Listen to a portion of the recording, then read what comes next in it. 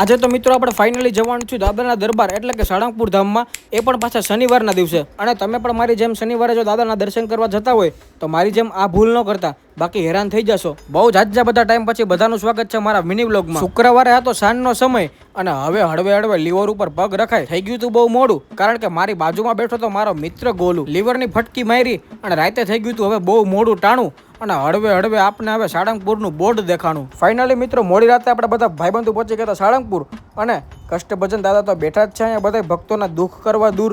આપણી ગાડીને મિત્રો આપણે જવા દે પાર્કિંગ બાજુ અને હેન્ડબ્રેક તો મારવી જ પડે અને આપને હવે હળવે હળવે નીંદર આવે. આજુબાજુની હોટલમાં જઈને ના કરતા તમે એકઈ ભૂલ અને અહીં જ સાળંગપુર દાદાના દરબારમાં કરાવજો તમે રૂમ બુક. અહીંયાની 5 સ્ટાર હોટલ જેવી ધર્મશાળામાં રૂમ મળી ગયો આપને ગિફ્ટમાં અને બધા જુવાનલા આવી ગયા હવે લિફ્ટમાં. લિફ્ટ હવે આપણા માળ સુધી હળવે હળવે ઉપર જાહે અને સાચી મોત તો હવે બધા ભાઈબંધુ હોય આપણા રૂમમાં મણાહે. એક તો રાતે 12 વાગે પહોંચ્યા હતા અને બધા મોઢા બંધ કરીને હુઈ ગયા હતા એકદમ ચૂપ, અને આપણે બધા ભાઈ રૂમમાં આવીને હુઈ ગયા ને એ જ આપણી મોટામાં મોટી ભૂલ. હવારમાં કોઈ ચડાવતા નહીં ચીડ, કારણ કે આપણે ઉઠીને મંદિરે પહોંચ્યા ને ત્યાં શનિવારના હિસાબે થઈ ગઈ હતી અહીંયા ફૂલ ભીડ. સાળંગપુર દાદાના દર્શન વહેલી સવારમાં કરવા માટે 4 વાગે પહોંચવાને બદલે આપણે વાગી ગયા હતા 5, પરંતુ કાંઈ વાંધો નહીં, સાળંગપુર દાદા રાખે સૌની લાજ. આ મિની વ્લોગમાં દાદાના દર્શન કરાવવાનું મારું કામ, પરંતુ તમારે કોમેન્ટમાં લખવાનું જય શ્રી રામનું નામ. શનિવારના દિવસે દાદાના દિવ્ય આરતીના દર્શન કરવા માટે તમે ઊભા રહી જજો 4 વાગે લાઇનમાં,